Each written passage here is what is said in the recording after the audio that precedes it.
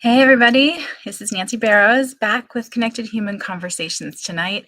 And tonight is a very special show, very personal to me. Not that I'm not here with you guys as I am every night radiating real, but this one is a little different in that I'm in uncharted territory right now, navigating it. And what I know best is that we're all meant to do this together. So I am so grateful to all of you for joining me tonight to talk about my brain on TMS.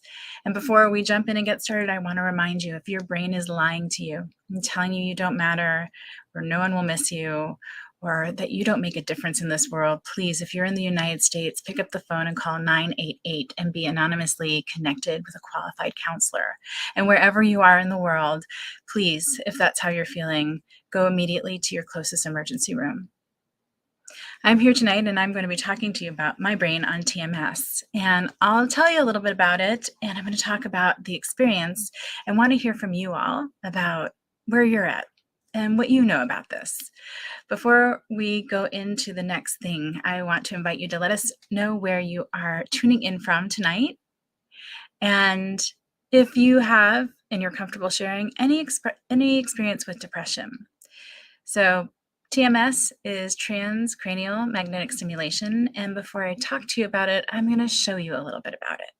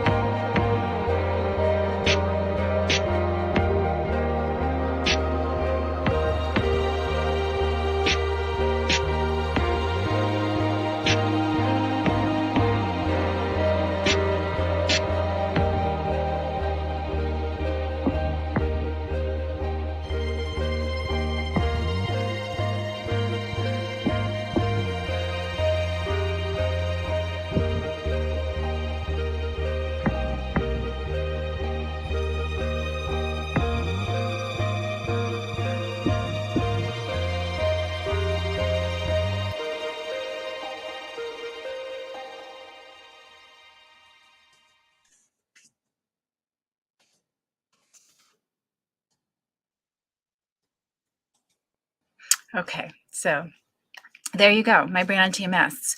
Believe it or not, that is all from week 1. So I want to start by talking about what is TMS, transcranial magnetic stimulation. Let me know if any of you have heard about it. Tell me in the comments. I know, Amber, you put on the post that you've heard of it, but I know that in my adult life, I am now 50 years old, and I have lived with depression for as long as I can remember. For the last 30 years, since I'm 20 years old, when I confronted my grandfather about my sexual abuse, which was the precipitating effect to my first major depressive episode. I have tried all sorts of medications and therapies and treatments, both traditional and non-traditional, and just have never found anything that really relieved my depression. I have something, it has a couple of different names. They'll call it dysthymia. It's also called double depression, which is where you live with a depressed mood that is marked by periods of major depressive episodes, and you learn to live with it, so to speak. Or do you? And that's what was coming up for me, is I had accepted that I'm always going to live with depression. At least that's what I was telling myself. But I was still fighting it every day and struggling with it every day, and finding that might have won a battle here or there, but overall, I was losing the war. I was losing ground day by day. And at first it was small, and then you see how insidious it is. And so in a conversation with my psychiatrist, she very gently asked me, would you be okay if I were to refer you for TMS? And I knew nothing about it. Bruce, I see you said that as well, but I knew nothing about it. And so I asked, what is TMS? I didn't even know what it stood for. So it is transcranial magnetic stimulation. And in my understanding, as someone who is not a doctor, not a psychiatrist, not a medical professional, it is where the medical community has figured out that using a magnet, a super magnet, you saw that thing on my head, that's the magnet they use, they can both stimulate and inhibit certain areas of the brain that bring about brain change, and then changes in depression, obsessive compulsive disorder, anxiety, tinnitus, that's the ringing in the ear that people get. There's several things they're treating, and they're continuing to do research. Well, I was referred and was, of course, curious and apprehensive. It's hard to be hopeful. At a certain point, it's hard to be hopeful, but I didn't have a choice, because I was at a place of not being able to see how I was going to be able to sustain this and move through this for another 20, 30, 40 years of my life. And I had felt that I had given sadness and depression such a large chunk of my life, and I did not want to do that anymore. And finally, there was something the universe heard. There was something that I could try. Well, some of the side effects for TMS, just so you know, it's a relatively safe intervention, procedure, whatever you want to call it, treatment. They make sure that you don't have a history of seizures, and that you have no pacemakers or metal in your body, and you have to have tried at least 4 antidepressants unsuccessfully. As far as side effects go, as I said, there really are 3 major side effects. One is headaches. If you have a history of migraines, you are more likely to trigger some of those during treatment. It doesn't mean it's going to happen, but it is one of the risks. 2 is nausea. You're working with your brain. They're going to be stimulating your brain. Your brain's going to be healing, and sometimes that causes nausea. And finally, fatigue. And I underestimated what TMS fatigue felt like for me. Everyone's different. Some people adjust and the side effects go away. Some people live with them. Sometimes they change the treatment program to try and reduce some of those side effects. But it is, to me, it was a small cost, given how I know what it's like to live with depression. And I was referred, and it actually took a while before I got to start. I have some notes here, so I appreciate your giving me the grace of checking. And right before I jump into my experience, we will say hello, but a few more things. One of the things this opened a door for me was being able to participate in other research studies. And if you are curious or interested in anything like this, and you have a university or other facility near you, you can reach out and ask if they're running different research studies for depression. And often you find ones that are really great and can help you with relief, because I know a lot of these can be expensive. And I am so grateful personally that my insurance, that A, I have it, and my employer provides it, but B, it covers it. So I'm actually part of a couple of different depression studies right now that include TMS and otherwise. But before we start with my particular journey, and I'm going to start with day one and take you through the whole first week, I'd love to say hello to all of you and thank you all personally for being here. If you do have any questions, please do let me know. Brian Shulman, thank you. And you saw in the video, Brian has been my in-person personal hand holder through this process. Many of you have been reaching out to me and holding my hand digitally and sending me messages and videos and all sorts of other things, and I appreciate them so much. Amber, thank you for being here. Willie J, thank you so much. Gracie Ruth, thank you. I so appreciate all of you for showing up and sharing this time with me. And Jenny Gold, my love, good to see you. Who else do we have here? I think I saw some other people. Let's see. I saw Bob Feathers, right? Bob was here. It's good to see you. Bruce, thank you. You are like a butterfly in and out, but every time you flap your wings, I do feel you. So thank you. Aaron Gibson, my brother, thank you for being here, and to all of you for the support you're giving me this evening and in other places. Omar, thank you for your very kind words. I'm so glad that you found us tonight. Wonderful to see you. Alberta, Calgary, I know we have North Carolina. Amber, thank you for sharing your experience with depression. Yes, family. And that's one of the reasons I'm here. Hi, Bob. Good to see you. One of the reasons I'm here tonight, and it's partially selfish, because I don't know how to make it through this life and this journey alone. And that's the truth. I've tried. Angela, thank you so much for sharing yours. Thank you. And it's good to know there's people who are out there who are finding this valuable and it resonates with, but also for me to know that you're out there. So study clinical trials during nursing school. So I'm going to move into my personal experience in Brian Schulman. Let's see. It's hard being on the sidelines close to you. Yes. It doesn't make you. No. And honestly, I have tried doing this alone too many times. And I have learned, as hard as it is to reach out and ask for help, to at least tell one person. One of the things I've done this time around is I've told people and told them, hey, can you let other people know? Because I may not be able to reach out, but having people reach back to me and meet me where I'm at. Hi, Maria. Having people reach out to me and where I'm at is so incredibly supportive. You have no idea when you're in the other side of this and going through the journey, what it means to be thought of by other people. So for me, I'm going to start with day one. In the protocol for TMS, there are several different ones, but the standard one is typically pretty rigorous. And it's why it's hard for a lot of people to do it, because it's every day, Monday through Friday, for 6 weeks. It was a hard one for me to wrap my head around when I first thought about doing TMS and realizing that I needed an outpatient program for depression. It hit me pretty hard. It's not that I didn't know I had the depression or that it wasn't even impacting my life. It was just this idea that I needed a program every day for 6 weeks. I was in a place of needing something so intense that it kind of stopped me in my tracks.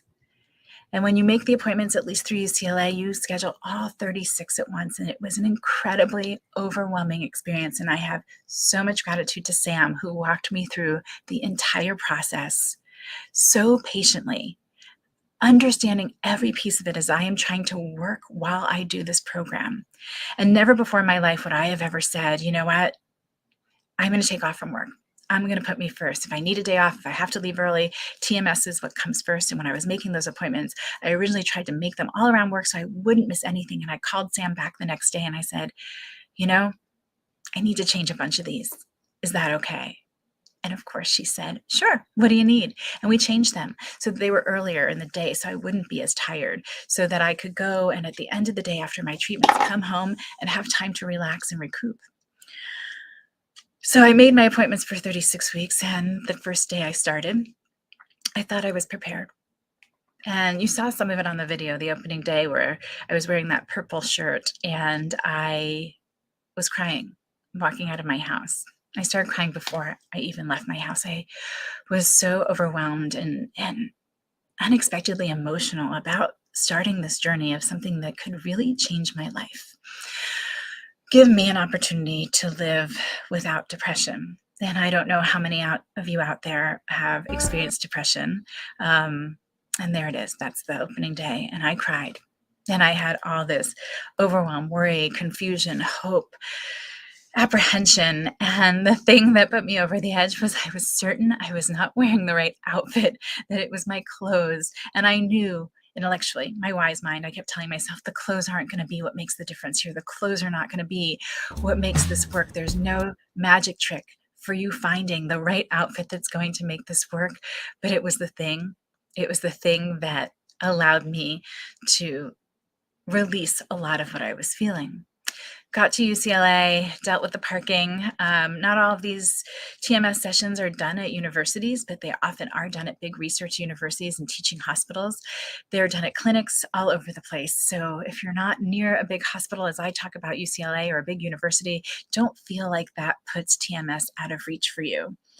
You go in, and one of the things that I complained about the first week and continued to complain about was the overwhelming number of forms that you have to fill out, these depression indices, the pain indice, all of these questions that seem to repeat themselves and require someone who's in the middle of a depressive episode, who has difficulty making choices, who has probably, in my case at least, numbed out from my body or paying attention to what's going on around me. I've been floating through the world. I would say like a ghost, except for there was such a heavy feeling all the time. And I go to the first session and it's longer than your other sessions. And I'm filling out these questionnaires and I'm frustrated and feeling like I'm giving the wrong answers, but there are no wrong answers. Just trying to be consistent and not overthink them. And on the first session, what they do is they test your motor threshold. So what they do is they take the magnet and they put it on the motor cortex, near your motor cortex on your head, and they slowly stimulate your brain and move the magnet around to find a couple of different spots. And what they're looking for is for your finger to flick a little, just a little, because then they know what your threshold is in terms of the amount of energy they need to treat your specific brain.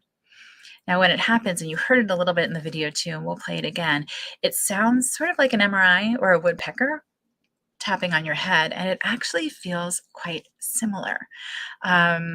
There is discomfort for sure.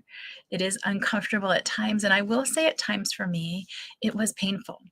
But to share what I know is that when you have that discomfort or pain, that they can adjust the angle of the magnet a little bit to see if they can help you be more comfortable. And pretty much you sit there and there are breaks like an MRI where it goes on and off and the magic happens. And quite honestly, for the most part, you can't tell other than the tapping on your head, which is the magnet interacting, not with your brain. Yes, it is, but our brain has no nerve, so it doesn't feel it. So it's when the magnetic energy is going through your scalp and your skull and all of those places, that's what you feel. Well, at the end of day one, they do, by the way, give you earplugs. And at UCLA, there's a TV so that you can watch and distract yourself, and you can have someone in the room with you. It's safe to have someone there. And for me, I'm doing two different protocols. I'm doing one for pain and one for depression. And I don't know how many people out there suffer with pain that has been sort of untreatable, undiagnosed. If you have fibromyalgia, if you have nerve issues, this is the type of pain that they're treating. I have a nerve injury, an old nerve injury, and never thought that that was going to be something that I might live without the reminder of that with my level of pain. But in addition, depression often causes physical pain in our bodies. So there are protocols for many things. So I do too. My depression protocol is further up on my head, and it lasts for 18 minutes. And the pain one is in the back, and it lasts for 9 minutes. All said and done, by the time I'm in and out, it's about an hour. And after day one, I found a rhythm. I go to campus early. I have found places to park at this point, found places where I can be validated or good meters that I can go to. And here in LA, we are lucky we have apps where we can reload our meters. And I go to campus and I walk for half an hour before my treatment. I try to get my energy up because I have to tell you, after first day, I was exhausted. I could not stop yawning. It was incredible to me how doing nothing could be so exhausting, and yet it was. And so, went home and I slept a whole lot. And as the days went on, like I said, I figured out some other things that would make it more comfortable for me. One of the things about doing this at UCLA is there are different doctors. And in the first week, I saw 5 different psychiatrists. And they come in and they check on you and they make sure that you're comfortable and they check the device and they ask you about your symptoms and they're out the door. And I will say that first week, it was a blur, total blur. For me, the fatigue persisted. I was lucky enough to be able to take the first week of treatment off and had the wherewithal to think of that beforehand because I needed a ton of rest, but I wasn't nauseous and I didn't have headaches, at least not till the weekend. Now, I want to share some things I learned, and then I really do want to open this up for a discussion because when I show up here, it's really not typically for me to talk to you or at you. I want us to be talking to one another. So, some things that I've discovered: if you are someone who's thinking about TMS, reach out and ask. There's more TMS around than I ever knew. I thought this was some new experimental treatment, but it's been around for a while. In fact, I met someone in the waiting room who was there who did her initial treatment in 2016 before they knew as much as they did and were able to change and shape the protocol. So it's been around for a while and it's well studied. And like I said, it's relatively safe, at least at UCLA. These are those great recliners they have. I have learned to wear or bring a hooded sweatshirt so that I can pad the headrest because after leaning in it for a while, it's not comfortable at all, at least not for me. Be very specific in your feedback to the doctors or whoever's collecting that information. They really use that to guide you. And I don't know if you're like me in depression my whole life, I've always downplayed it. And that's what I was doing with the doctors. Like, oh, it's not so bad. The fatigue is not so bad. The discomfort's not so bad. And I was really doing myself a disservice. I told you about the pain. Oh, the other thing, yes, I was having difficulty remembering the doctor's name. So what I started to do was pick up their cards. And another way to do it would be to take a picture of the doctor if they're willing with their name badge or embroidered name or their badge that they wear, so that you can keep track. 5 days a week for 6 weeks, it becomes a blur very quickly. While you're there, distract yourself. The first couple of sessions, I thought, I am going to breathe through this. I am good with this. I can handle pain. I can handle discomfort. And I realized there was no reason to. There was no reason to sit there focused on how uncomfortable I was feeling when I could turn on the TV and watch something mindless that just made it pass really quickly. And for me, rest was huge. And it was so contrary for what I've been told about depression and fighting that fatigue and wanting to be in bed and stay in bed. But the doctors explained with TMS, your brain is healing. There are changes happening, and your brain is really needing that time to heal, rest, and restore. The other 2 things I would say is take videos, take pictures, keep a journal. I know for me, like I said, it starts to blend together really quickly. And maybe the shifts day by day, I don't notice, but over time, that gives me a gauge of what's going on. And I can remember what I was thinking and how I was feeling. And finally, I would encourage everybody to talk about it. Talk about any treatment you're having, any depression, any anxiety, anything that's important to you, impacting your life. The more we talk about it, the better it is for all of us. So I want to look if there's some comments or questions to acknowledge you guys all, but then I want to open this to any questions and discussion. If anybody is interested in knowing anything or wants to share their own experience, please feel free.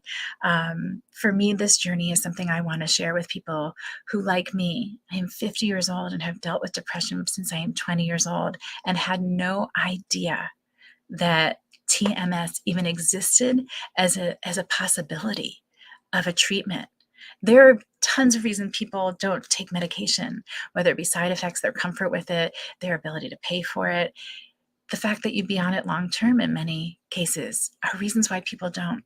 So TMS is not a cure, but they have seen people go into remission. Maybe people come back for a tune-up or touch-up once a year. Maybe not even. Maybe it's every other year. But it's something that for many people, the statistics show about 60% of people find 60% relief. And if you are living with depression, that is a whole lot of change from where I've been at, I know. And I know at certain places, their treatment and protocols that they're using maybe find even better success because they're constantly changing and constantly tweaking and understanding the brain and how this all works better. I see you, Jackie. Thank you for joining in. Yes, it's an important topic. In general, again, depression is an important topic. And what we're talking about today is TMS, Transcranial magnetic stimulation, which is a treatment for depression where they use a magnet to stimulate and suppress, sort of different parts of the brains. For depression, they're trying to activate the parts that are less active for people who have depression. And in terms of pain, it's inhibitory, using that to try and inhibit the kind of daily pain. Let's see. Welcome to Connected. Yes, that's me. I don't have to read that.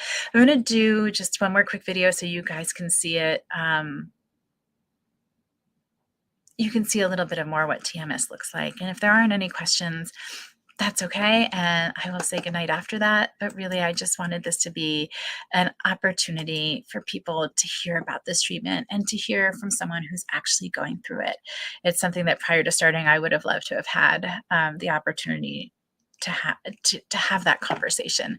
So let's watch the video. I'll do a quick wrap up about some summary of this TMS stuff. And I thank you all for being here. And if you know anybody who would benefit from knowing about this treatment, please let them know. And if you are out there and your brain is lying to you and telling you that you do not matter, that no one will miss you and that people would be better off without you, please, if you're in the United States, pick up the phone and dial 988 to be anonymously connected with a qualified counselor. And wherever you are in the world, if that's what's happening and you are thinking about taking your own life or harming yourself in any way, please, please go to your nearest emergency room.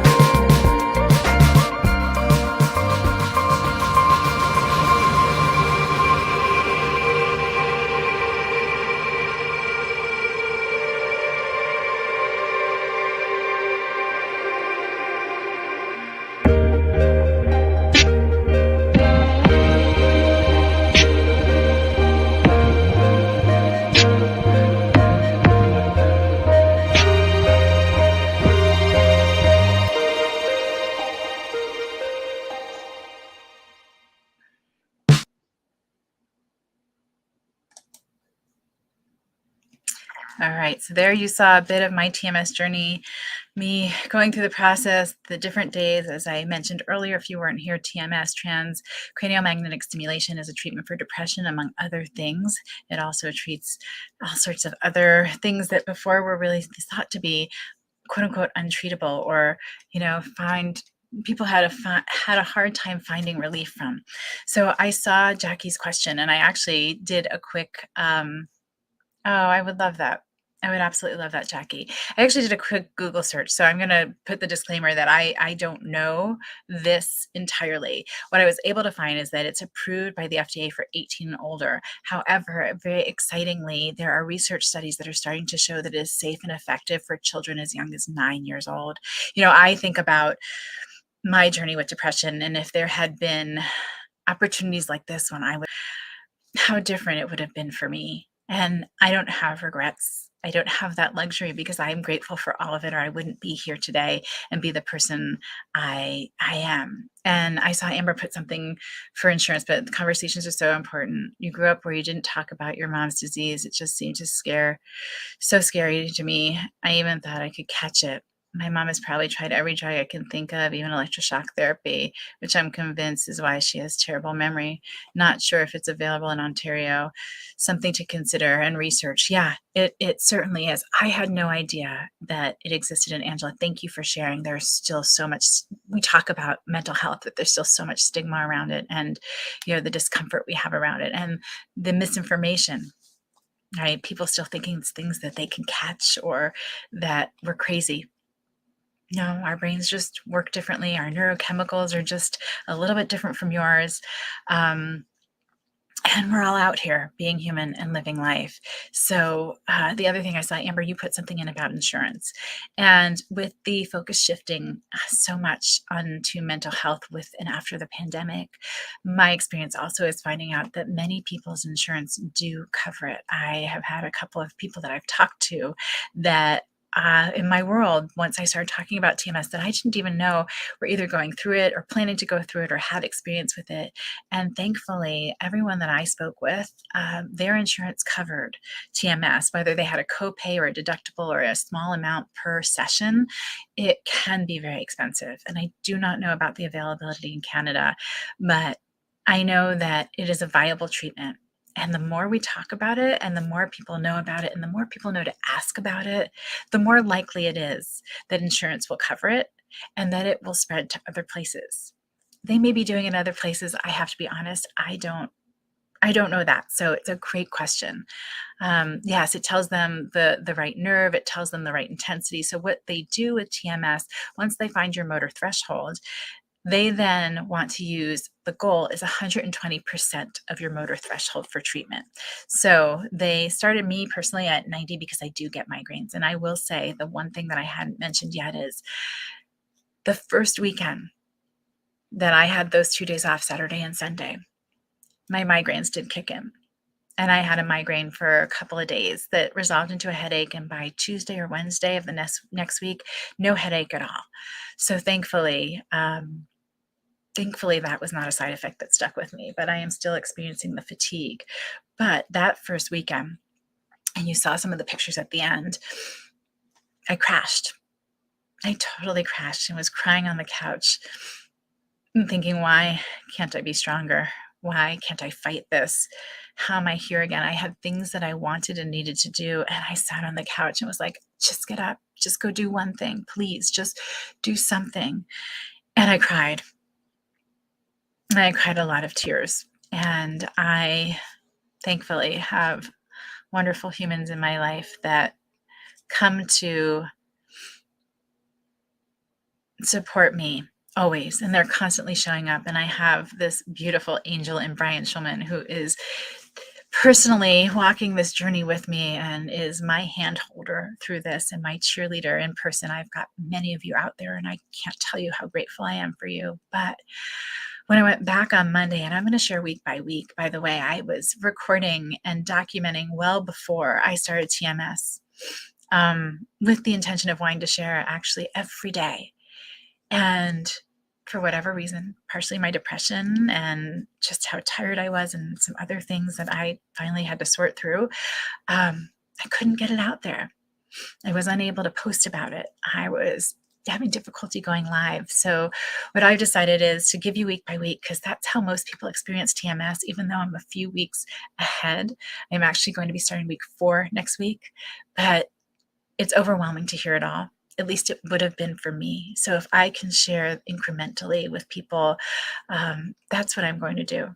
I saw that Amber put up an amount. I know that when I'm not going to be able to find it right now, when I saw the rate sheet, because I had to sign off saying if for whatever reason my insurance didn't cover it, I saw the rates, and I think here it may be that it's LA, it may be that it's UCLA, but it was pricier than that. But I know it takes the treatment from tens of thousands of dollars down to a couple, maybe less than 2,000 if you have insurance. And it depends on your coverage. But paying out of pocket for me would not have been possible. And I'm so grateful for the way things have lined up.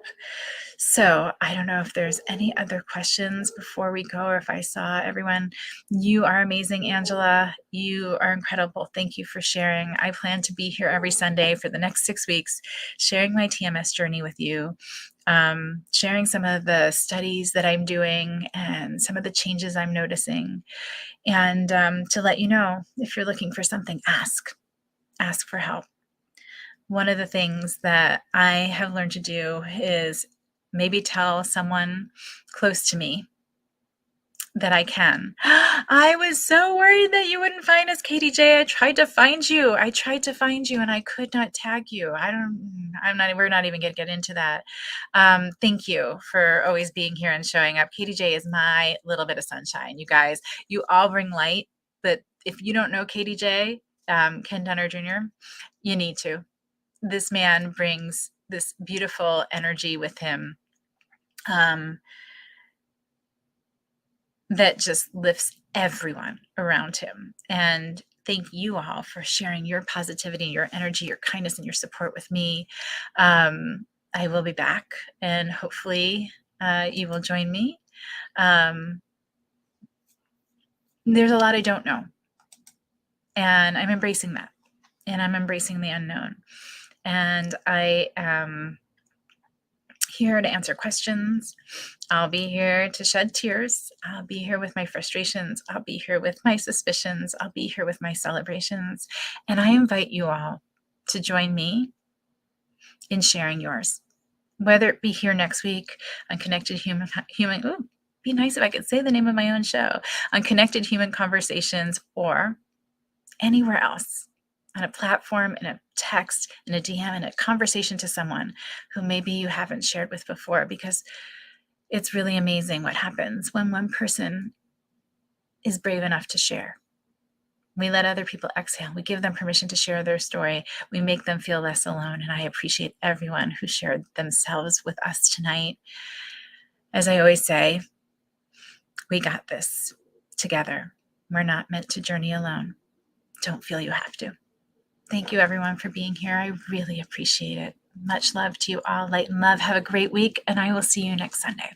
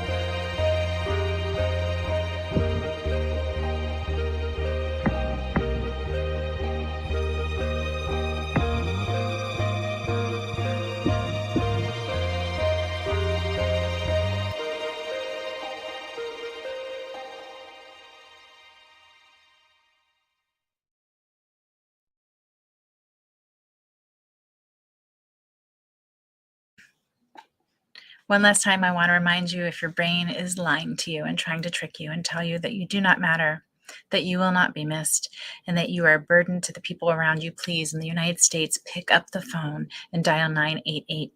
You'll be connected with a qualified counselor anonymously. Have the conversation. And wherever you are in the world, if you are having those thoughts, please go to your nearest emergency room. I am sending so much light and love to all of you. We got this together.